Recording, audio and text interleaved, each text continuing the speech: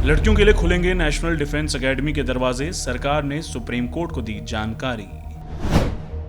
Corona से हुई हर मौत को मेडिकल लापरवाही कहना गलत, सुप्रीम कोर्ट ने मुआवजा देने की मांग ठुकराई। केंद्रीय कैबिनेट का अहम फैसला, कपड़ा उद्योग के लिए पीएलआई स्कीम को मंजूरी, रबी फसलों पर सरकार ने बढ़ाई एमएसपी। कृषि कानून पर सुप्रीम कोर्ट कमेटी के सदस्य की सीजेआई से मांग, हमारी रिपोर्ट रिलीज करें, किसान आंदोलन का हल निकलेगा।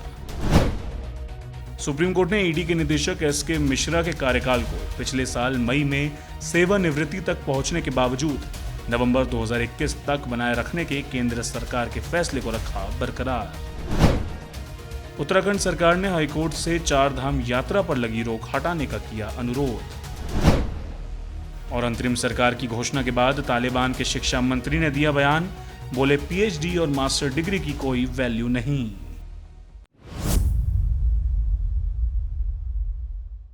तालिबान ने अफगानिस्तान में अंतरिम सरकार का ऐलान कर दिया है। मंत्रियों की लिस्ट भी जारी की गई है।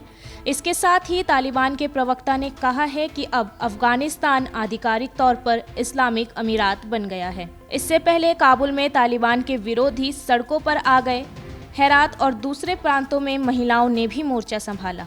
तालिबान के प्रवक्ता जबीउल्लाह मुजाहिद ने प्रेस कॉन्फ्रेंस कर बताया कि संगठन के संस्थापकों में से एक मुल्ला मोहम्मद हसन अखुंद सरकार के मुखिया होंगे, यानी इस सरकार में उन्हें प्रधानमंत्री का पद दिया गया है। इसके साथ मुल्ला अब्दुल गनी बरादर और मुल्ला अब्दुल सलाम हनाफी को उप प्रधानमंत्री बनाया गया है। हालांकि ऐसा माना जा रहा था कि तालिबान के सह संस्थापक बरादर ही तालिबान सरकार का नेतृत्व करेंगे। तालिबान ने मंगलवार को मंत्रिमंडल में शामिल 33 नेताओं की लिस्ट जारी की। इसके मुताबिक मुल्ला याकूब रक्षा मंत्री और सिराजुद्दीन हक्कानी गृह मंत्री होंगे। हक्कानी का नाम अमेरिकी एजेंसी FBI की वांछित लिस्ट में है। सिराजुद्दीन हक्कानी नेटवर्क के संस्थापक हैं, जिसे अमेरिका ने आतंकवादी संगठनों की सूची में रखा है। वहीं रक्षा मंत्री बनाए गए मुल्ला याकूब तालिबान के संस्थापक मुल्ला उमर के बेटे हैं, जबकि प्रधानमंत्री बनाए गए मोहम्मद हसन अखुंद तालिबान के संस्थापकों में से एक हैं। वह 1996 से लेकर 2001 के दौरान तालिबानी सरकार में गवर्नर और मंत्री रह चुके हैं।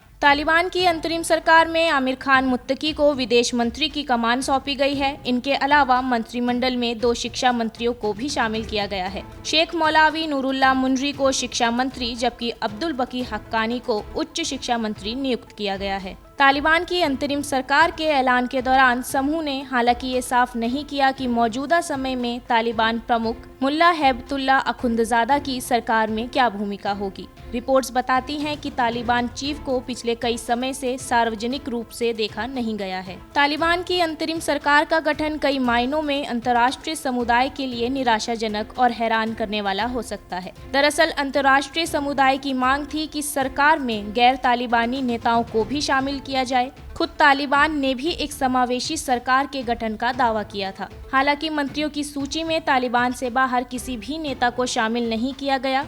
इतना ही नहीं, तालिबान के अंतरिम मंत्रिमंडल में एक भी महिला नहीं है, जबकि इससे पहले तालिबान की ओर से जारी बयान में महिलाओं को भी सरकार में शामिल करने का वादा किया गया था। तालिबान के सांस्कृतिक आयोग के सदस्य एनमुल्ला समांगानी ने 17 अगस्त को कहा था, इस्लामिक अमीरात नहीं चाहता कि महिलाएं पीड़ित हों। उन्हें शरिया कानून के अनुसार सरकारी ढांचे में होना चाहिए। हालांकि तालिबान ने साफ किया है कि ये सरकार अंतिम सरकार है और एक स्थायी सरकार का गठन होने तक ये सरकार का कामकाज देखेगी। तालिबान प्रवक्ता जबीउल्लाह मुजाहिद ने बताया कि ये अस्थायी व्यवस्था सरकार का कामकाज चलाने के लिए की जा रही है। उन्होंने कहा, अभी शूरा परिषद मंत्रिमंडल कामकाज देखेगी और फिर आगे तय किया जाएगा कि लोग इस सरकार में कैसी भागीदारी करते हैं। भले ही तालिबान की जारी मंत्रियों की सूची अस्थायी है, लेकिन इसे स्थायी सरकार के गठन की ओर उठे मुख्य कदम के तौर पर भी देखा जा रहा है। जैसा कि हम खाड़ी के देशों में देखते हैं, इससे अंदाजा लगाया जा सकता है कि अफगानिस्तान, जिसे अब इस्लामिक अमीरात घोषित कर दिया गया है, इसमें चुनाव का कोई महत्व नहीं रह जाएगा। सरफरोशी मोमिन, गो न्यूज़। वैश्विक स्तर पर सोने की कीमतों में गिरावट और आगामी त्योहारी और शादियों के मौसम की वजह से अगस्त महीने में सोने का आयात 82% तक बढ़ गया है। ये पिछले साल समान अवधि में आयात किए गए 63 टन सोने की तुलना में इस साल 121 टन पर पहुंच गया है, जो अपने 5 महीने के उच्चतम स्तर पर है। एक आधिकारिक प्रेस रिलीज के मुताबिक इस साल सोने का आयात पिछले साल के 3.7 बिलियन डॉलर की तुलना में बढ़कर 6.7 बिलियन डॉलर हो गया है। वहीं रत्न, मोती और आभूषणों के आयात में भी पिछले महीने में 92% की वृद्धि हुई है, जो दर्शाता है कि देश एक ब्लॉकबस्टर शादी के मौसम के लिए तैयार हो रहा है। कोविड संक्रमण की दूसरी लहर खत्म होने और लॉकडाउन में ढील दिए जाने के बाद से उपभोक्ता गतिविधि में बढ़ोतरी देखी गई है। पिछले साल अगस्त महीने में 1 ग्राम सोने की कीमत 4,902 रुपए थी, जो इस साल अगस्त महीने में घटकर 4,132 रुपए हो गई है। अगस्त 2021 तक भारत ने 687 टन सोने का आयात किया, जो कि पिछले साल के आयात का तिगुना था। वित्त वर्ष 2019 से 2020 तक सोने के आयात में 303 अरब रुपए यानी 3,000 करोड़ रुपए से ज्यादा की गिरावट देखी गई। इसी साल मार्च महीने में 471% की उछाल के साथ सोने का आयात 160 टन रहा था। इस दौरान देश में महामारी की दूसरी लहर फैली थी और इससे आयात प्रभावित हुआ था।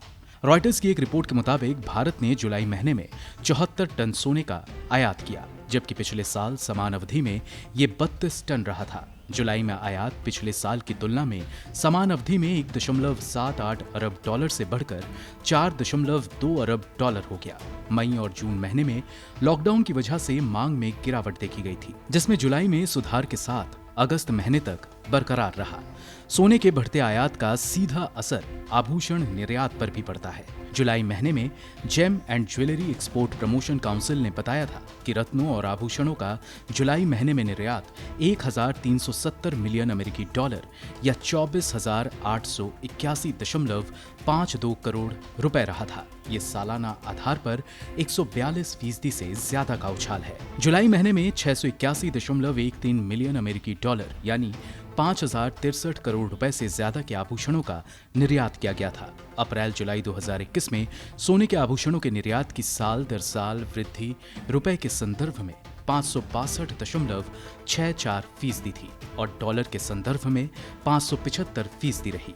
बड़े पैमाने पर सोने के आयात के परिणाम स्वरूप भारत का व्यापार घाटा अब कोरोना वायरस के विश्व व्यापार में आने से पहले साल 2019 से भी बदतर हो गया है। अगस्त 2019 में व्यापार घाटा 13.86 अरब डॉलर की तुलना में अगस्त 2021 में 13.87 अरब डॉलर रहा था। ब्यूरो रिपोर्ट, गो न्यूज।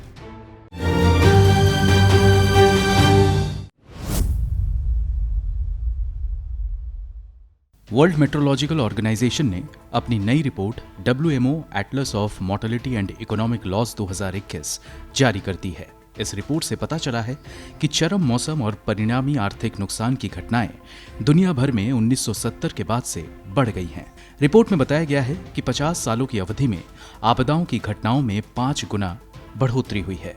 1970 से 1979 के दौरान 711 आपदाएं देखी गई, जबकि साल 2000 से 2009 के बीच 3,536 आपदाएं दर्ज हुई। पिछले दिनों राजधानी दिल्ली में बारिश ने अपना 19 साल पुराना रिकॉर्ड तोड़ दिया। ये बार बार देखा गया है और अध्ययन किया गया है कि भारत में ग्रीष्मकालीन मॉनसून बढ़ती ग्लोबल वार्मिंग के साथ और ज्यादा अनिश्चित और तीव्र हो रही है। बारिश से शहरों में न सिर्फ बाढ़ बल्कि ट्रैफिक जैम, स्वास्थ्य समस्याएं, बिजली की कटौती भी होती है। इन मॉनसून के पैटर्न की समग्र अस्थिरता का कृषि और मौसम के पैटर्न पर भी प्रतिकूल प्रभाव पड़ता है। रिपोर्ट में बताया गया है कि आपदाओं की वजह से भारी संख्या में संपत्तियों और जान माल का नुकसान होता है। रिपोर्ट के मुताबिक दुनिया भर में 44% आपदाएं बाढ़ से जुड़ी हैं, जबकि 17% आपदाएं चक्रवाती तूफानों की वजह से घटित होती है। रिपोर्ट से पता चला है कि क्लाइमेट क्राइसिस का सबसे ज्यादा खामियाजा विकासशील दुनिया या ग्लोबल साउथ भुगत रहे हैं। विश्व बैंक के मुताबिक आपदाओं में 82% मौतें लोअर मिडिल इनकम देशों में दर्ज की गई हैं, जबकि संयुक्त राष्ट्र के मुताबिक 91% मौतें डेवलपिंग देशों में दर्ज की गई है। रिपोर्ट में बताया गया है कि 1970 से अब तक अलग अलग आपदाओं में 2.6 मिलियन लोग मारे गए हैं। इनमें सबसे ज्यादा 39% मौतें अलग अलग स्टॉर्म की वजह से हुई है। इनके अलावा सूखे की वजह से भी भारी संख्या में लोग मारे जा रहे हैं। रिपोर्ट में बताया गया है कि सूखे की वजह से 34% मौतें हुई हैं और बाढ़ की वजह से 16% मौतें दर्ज की गई। रिपोर्ट के मुताबिक इस दौरान प्राकृतिक आपदाओं से कुल 3.6 ट्रिलियन अमेरिकी डॉलर का नुकसान हुआ है और इसकी मुख्य वजह जल आधारित आपदाएं जैसे चक्रवात और बाढ़ है। अब अगर हम एशियाई देशों की बात करें तो चीन और भारत दुनिया में सबसे ज्यादा आबादी वाले देश हैं और इन दोनों देशों ने क्लाइमेट संबंधी आपदाओं का सबसे ज्यादा सामना किया है। रिपोर्ट में यह भी कहा गया है कि आर्थिक नुकसान के मामले में सबसे प्रचलित खतरा बाढ़ था। आंकड़े देखें तो हर साल बाढ़ की वजह से सैकड़ों हजारों लोगों की मौत हो रही है। जुलाई 2021 में पश्चिमी महाराष्ट्र में बाढ़ से 251 लोगों की मौत हो गई। इसी तरह साल 2020 में असम में बाढ़ की वजह से 149 लोग मारे गए। इनके अलावा 2019 में केरल में 121, 2015 में गुजरात में 72 और 2013 में उत्तराखंड में बाढ़ और लैंडस्लाइड में 5,700 लोग मारे गए। रिपोर्ट के मुताबिक चीन में पिछले 50 सालों में अलग अलग दर्ज 907 आपदाओं में 90,624 लोग मारे गए, जबकि भारत में 551 आपदा की घटनाएं हुई और 1,34,037 लोगों की मौत हुई। हाल ही में चीन के हुनान प्रांत में फ्लैश फ्लड में कई लोगों की मौत हो गई और भारतीय राजधानी दिल्ली में लगातार बारिश की वजह से बाढ़ जैसे हालात पैदा हो गए। इससे साफ है कि क्लाइमेट क्राइसिस रियल है और स्थानीय, राष्ट्रीय और वैश्विक स्तर पर कुछ ठोस कदम उठाने की जरूरत है। ब्यूरो रिपोर्ट, गो न्यूज़।